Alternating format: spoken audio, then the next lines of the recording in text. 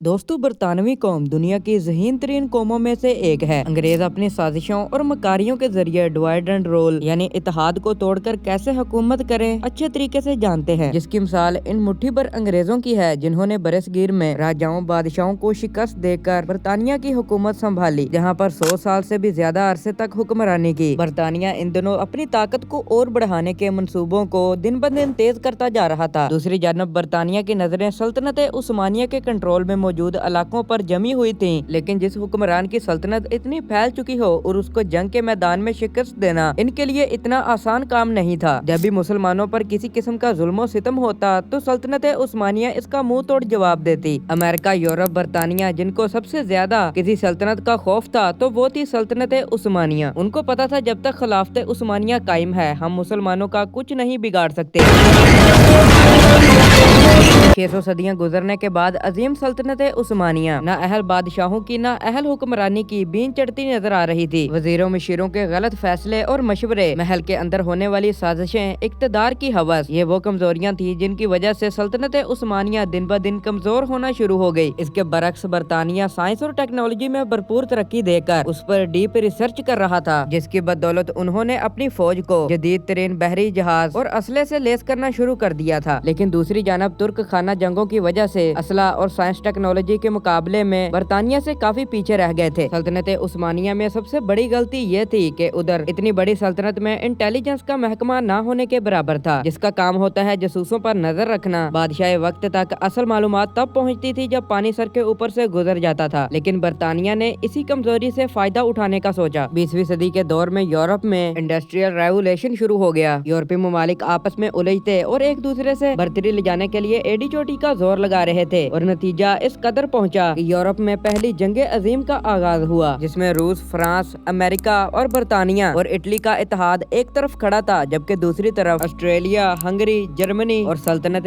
उस्मानिया का इत्तेहाद इनके सामने खड़ा था। ये जंग 1914 में शुरू हुई और तकरीबन 4 साल तक चलती रही। लाखों लोग अपनी जिंदगी से हाथ धो बैठे और करोड़ों लोग इससे मुतासर हुए और बिलाखिर 1918 के अंदर जर्मनी सल्तनत उस्मानिया को शिकस्त के बाद जंग अजीम आखिरकार खत्म हो गई, क्योंकि सल्तनत उस्मानिया को अंदर से बगावत करवा कर तोड़ने का वो काम एक मासूम अंग्रेज ने करवा दिया, जिसका नाम था Lawrence of Arabia. Lawrence of Arabia एक बरतानवी अफसर था। ये एक इंतहाई चालाक शख्स था जिसको के बज़ाहिर नामुमकिन दिखने वाले मिशनों को पूरा करने के लिए अरब के ममालिक में छोड़ा गया। लॉरेंस वो एक अकेला शख्स था जिसने अपनी चालाकियों और इंतहाई अच्छी महारत की बदौलत अरबों के दिलों में तुर्कों के खिलाफ नफरत की आग जला दी और 600 साल पुरानी इस इस्लामी सल्तनत और मुसलमानों के इत्तेहाद को तोड़कर अपनी महारत और चालाकियों से टुकड़े टुकड़े कर दिया, जिसके नतीजे में अरब सल्तनत उस्मानिया से टूटकर अलग हो गया। लॉरेंस ऑफ अरेबिया को ये खिताब 1962 के अंदर रिलीज होने वाली मूवी लॉरेंस ऑफ अरेबिया से हासिल हुआ, जिसे दुनिया भर के अंदर खूब शोहरत मिली। पहली जंग अजीम की शुरुआत के बाद जब तुर्कों ने अंग्रेज हमलावरों को 1914 में नाको चने चबुआए तो 1916 में दरियाए दजला के किनारे तुर्क कर्नल खलील पाशा ने बरतानिया की 10,000 की फौज को इबरतनाक शिकस्त दी। तब अंग्रेजों को पता चल गया कि वो मुसलमानों का जंग के मैदान में मुकाबला नहीं कर सकते। अब डिवाइड एंड रोल यानी फूट डालकर तकसीम करो की पॉलिसी की तरफ चल पड़े, जिनमें के ये काफी माहिर थे। लिहाजा इस मकसद के लिए लॉरेंस को चुना गया, जो कि बहुत अच्छा अरबी लिबास पहनता था और अरबी जुबान के अंदर भी काफी माहिर था। 4 साल लगाकर इसने अरबी जुबान और अरबी तालीमात को सीखा और सितंबर 1911 में इसने बसरा के होटल में जासूसी का एक नेटवर्क कायम किया। वहाँ पर इसने 2 अरबी लोगों को और अपने साथ शामिल कर लिया। इसके साथ एक जासूस लड़की भी थी जिसने उसकी बहुत मदद की, जिसका नाम था ग्रेटरूड बेल, जो बरतानिया के सबसे मशहूर यहूदी अफसर सर लाउथियन बेल की बेटी और मशहूर साइंसदान हुक बेल की पोती थी। इसने अरबी नौजवानों को अपने हुस्न के जाल में फंसा कर तुर्कों की बुराइयां करके उनके खिलाफ उकसाना शुरू कर दिया और अंग्रेजों ने लॉरेंस को हदायत की कि वो बर्लिन से बगदाद जाने वाली रेलवे लाइन की इंफॉर्मेशन लंदन तक पहुंचाए और ऐसे अफराद का इंतखाब करे जो जमीर फरोश होने के साथ साथ बाअसर भी हों। इन दिनों इराक की रेलवे लाइन दरियाए फुरात तक पहुंच चुकी थी और दरियाए फुरात पर पुल बांधा जा रहा था। इस पुल के करीब लॉरेंस ने आसार कदीमा के रिसर्चर का रूप धान कर खुदाई शुरू कर दी और आसार कदीमा की खुदाई तो एक बहाना था और यहाँ से वो हर रोज खबरें लिखकर लंदन भेजा करता था। अपना मकसद हासिल करने के लिए इसने मजीद गद्दारों और जमीर फरोशों की तलाश शुरू कर दी। काफी कोशिश और तलाश के बाद इसने तुर्क पार्लियामेंट के रुकन सुलेमान फायजी का इंतखाब किया और अच्छी खासी रकम देकर इसको अपना साथ देने की ऑफर की, मगर फायजी ने बड़ी हकारत से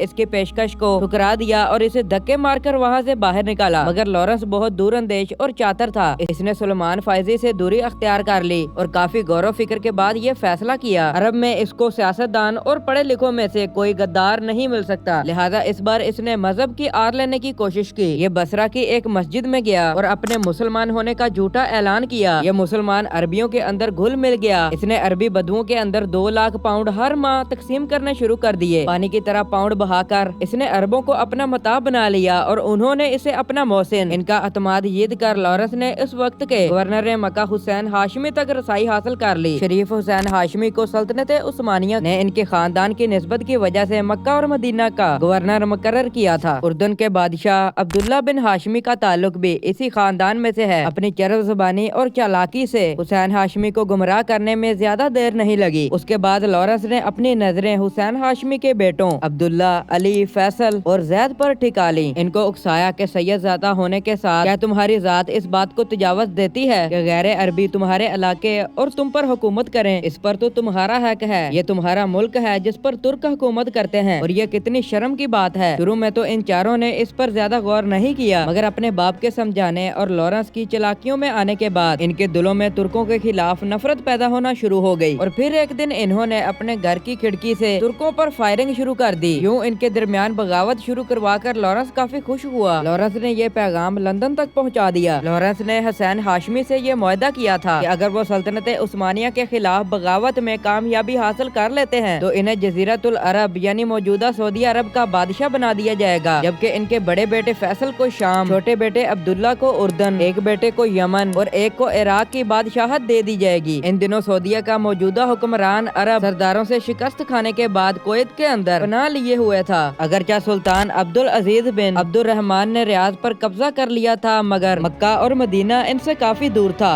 वहाँ तक सफर तय करने के लिए इन्हें हफ्तों का वक्त लग सकता था। दुनिया के अंदर ज्यादा फजीलत मक्का और मदीना की ही थी। रियाज शहर कोई खास अहमियत नहीं रखता था। इस वायदे को तस्लीम करने के बाद शरीफ हुसैन ने तुर्की के खिलाफत उस्मानिया के खिलाफ बगावत शुरू कर दी और अपने बड़े बेटे फैसल को, जो के वली अहद भी था, लॉरेंस ऑफ अरेबिया के साथ जंग के लिए भेज दिया। फैसल ने लॉरेंस को अपनी फौज का सिपा सलार बना दिया। जंग की तादाद कुछ ऐसे अफराद पर मुश्तमिल थी जिन्हें जंग के बारे में कुछ ज्यादा पता भी नहीं था। ये बस छोटे मोटे कबीलों को लूटने का हुनर जानते और छोटी मोटी लड़ाइयों में ही हिस्सा लेते थे। मगर लॉरेंस ने इस फौज को बकायदा जंग की तरबियत दी और मिस्र के अंदर कायरा में मौजूद बरतानवी फौज से जदीद असला मंगवाया, जिसमें मशीन गन्स, अशरफियां और खाने पीने का तमाम सामान शामिल था। लॉरेंस ने इसको छापा मार फौज में तब्दील कर दिया और बकायदा तनख्वाहें मुकर्रर कर दी और इनमें काफी अशरफियां भी तकसीम करवाई। इस फौज ने तुर्क फौज पर हमले करना शुरू कर दिए, रेलवे लाइन्स को तबाह करना शुरू कर दिया, तुर्क फौज के लिए सामान लाने वाली ट्रेनों और गाड़ियों को लूट लिया। इन दिनों जर्मनी की मदद से तुर्की, जिसको के मदीना से जोड़ने के लिए एक रेलवे लाइन इनके दरमियान बनवाई गई थी, जो कि अरबों डॉलर खर्च करके बनवाई थी, जिसका मकसद था भारी सामान मुंतकिल करने के साथ साथ दूसरे यूरोपीय ममालिक को हज के लिए सफर की सहूलत मुहैया करना। लेकिन इस लाइन को लॉरेंस और इसकी अरब फौज ने डायनामाइट से उड़ा दिया। उसके बाद तुर्क फौज काफी कमजोर होना शुरू हुई, क्योंकि रेगिस्तान के अंदर उनको मुनज़्ज़म होने के लिए काफी तकलीफ पेश आ रही थी। इस तरह बरतानिया और फ्रांस ने अरबों, जिनको के तुर्कों के मुकाबले में खड़ा करके जंग जीतना शुरू की और अंग्रेजों को इनका डबल फायदा हुआ